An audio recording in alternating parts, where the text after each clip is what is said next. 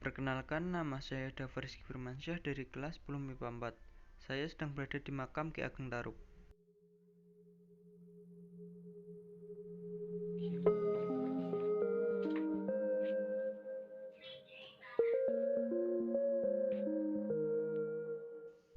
Tujuan saya kemari untuk menyelesaikan tugas akulturasi kebudayaan Islam.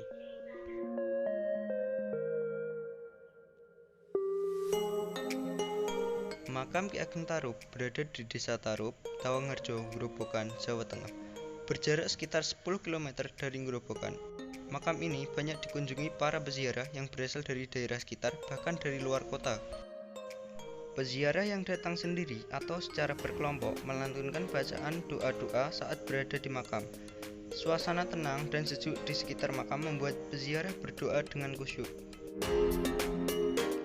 Bila ruangan dalam area makam penuh peziarah, disediakan pondok kecil paseban untuk peziarah lain menunggu sekaligus tempat istirahat sejenak melepas penat.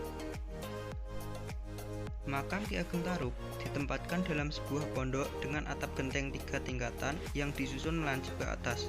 Porselen putih bernada sama dengan porselen dinding pondok.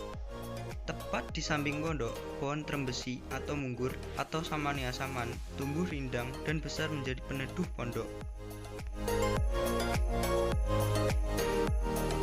Legenda babat Tanah Jawi. Diceritakan, sewaktu muda, Ki Ageng Tarub bernama Joko Tarub dan dikenal sebagai pemuda yang memiliki kesaktian dan senang menjelajah hutan hingga berburu di kawasan yang terkenal keramat. Suatu ketika, Joko Tarub berada di gunung yang terdapat telaga dan melihat 7 bidadari sedang mandi. Terpikat oleh pesona kecantikan bidadari, Joko Tarub mengambil satu pakaian yang tergeletak di rerumputan tepi telaga, dibawa ke rumah dan disembunyikan di bawah tumpukan padi ketan hitam. Kemudian kembali ke telaga sembari membawa pakaian milik ibunya. Saat bidadari selesai mandi dan hendak pulang ke kayangan, satu bidadari tak menemukan pakaiannya. Ia ditinggal sendirian oleh para saudarinya. Dalam kebingungan, terucap pernyataan dari mulut bidadari itu bahwa bila ada lelaki yang menolongnya akan dijadikan suami, bila perempuan akan dijadikan saudari. Joko Tarub pun melemparkan pakaian pada bidadari.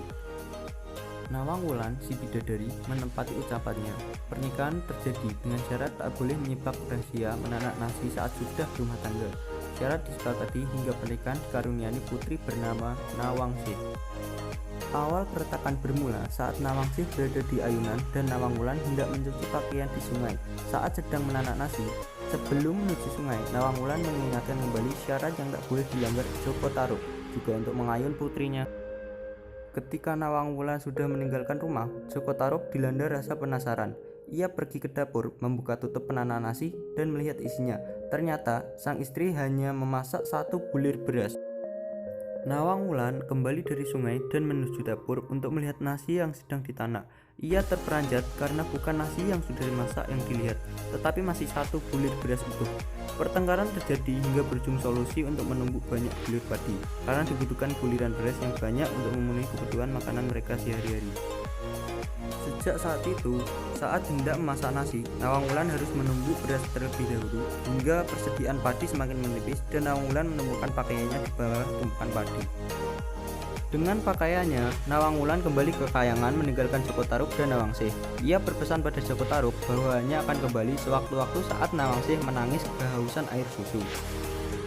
Joko Tarub merawat sendiri Nawangsih hingga tumbuh dewasa. Suatu ketika Joko Tarub menerima utusan Brawijaya, Raja Majapahit yang mengantarkan keris pusaka Kyai Mahesa Nular untuk dirawat oleh Joko Tarub. Adapun utusan tersebut adalah Ki Buyut Masahar dan Bondan Kejawan. Joko Tarub mengetahui bahwa Bondan Kejawan adalah putra kandung Brawijaya dan meminta untuk tinggal bersama di desa, menjadi anak angkatnya dan berganti nama menjadi Lembu Peteng. Akhirnya, Nawangsih menikah dengan Lembu Peteng dan dikaruniai anak bernama Ki Getas Pandowo.